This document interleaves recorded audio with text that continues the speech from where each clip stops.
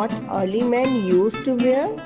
Early men used to wear big leaves, animal skin, and even barks of the trees to cover their bodies because they don't know how to make clothes.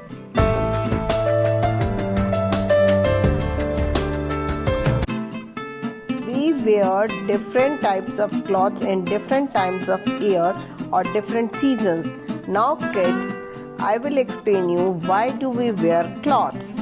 We wear clothes as clothes protect our body from heat, dirt and dust. Cloth protects us from different types of weather. Cloth also protects us from getting hurt, and clothes makes us look nice.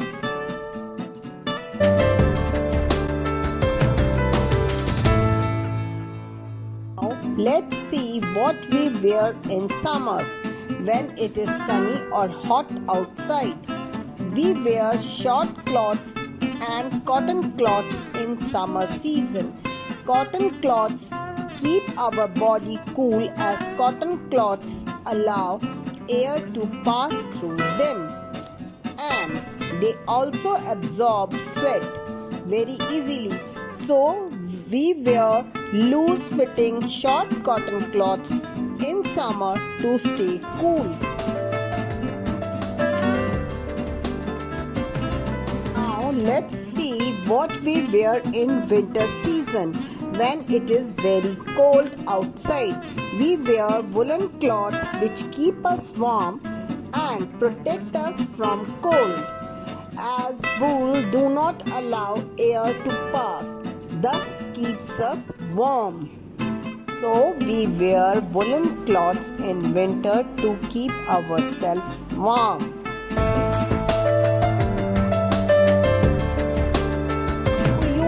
What do we wear when it is raining outside? We wear raincoats, galoshes and also called gumboots. We also take an umbrella when it is raining. They are made up of waterproof material like plastic and rubber, so they protect us from rain and keep us dry.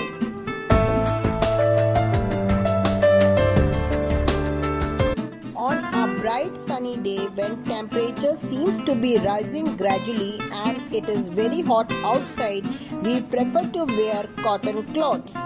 So the story of cotton begins from the soft spongy balls seen on the cotton plant. Cotton plants require a lot of sunshine and typically tropical climate with a medium rainfall.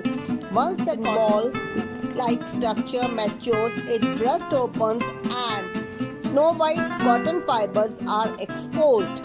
These balls are collected and drawn into yarns. The seeds and the soft fluffy part is removed manually or by using machines. The process of separating seeds and fibers is called ginning. After ginning, the fibers are taken for the next step. The next step is spinning. Spinning is the process of making yarns from fibers. Now remember, the series of fibers make up a yarn and yarn makes the fabric. So the fabrics are the naturally occurring threads. These need to be drawn into long continuous filaments. These filaments are yarns and these yarns are woven to fabric. Spinning is the process where threads are converted into yarns. It is done manually if we try to take cotton thread between our palms and press it gently by rolling it. What we get is a cylinder long filament like structure. This is nothing but a yarn. There are machines which help us to make yarn out of cotton threads. In India, for many years, the traditional equipments like charkha were used, but with the advancement of technology, newer machines were used to make yarn are now available. So the major steps are cotton collection, spinning threads into yarns, and then fabric is made out of yarn. Now, how this fabric is made out of yarn? If we closely observe a piece of cloth and scratch it with we find many strings that are yarns coming out of it. Different type of yarns make different fabric. These arrangement of yarns is done with few methods. Let's see how it is done. Two yarns are arranged together to form a fabric, and this method is known as weaving. In weaving, two distinct set of yarns are interlaced at right angle to form a fabric.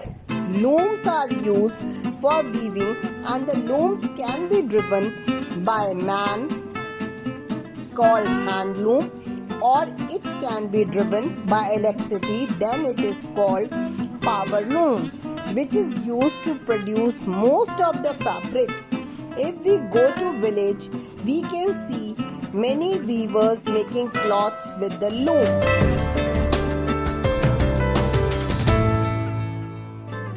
We get wool from sheep.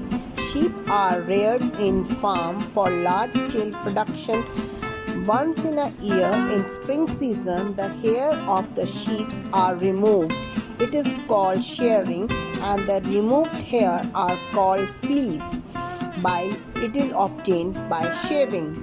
Then this fleece is to be washed before using further because it contains lot of dirt and dust. After washing it, it is dried. Once the wool is dried, it is brushed with the help of machines. Then this wool is used to make long, thick wool filament with the help of machines. Then the wool is dyed into many different colors.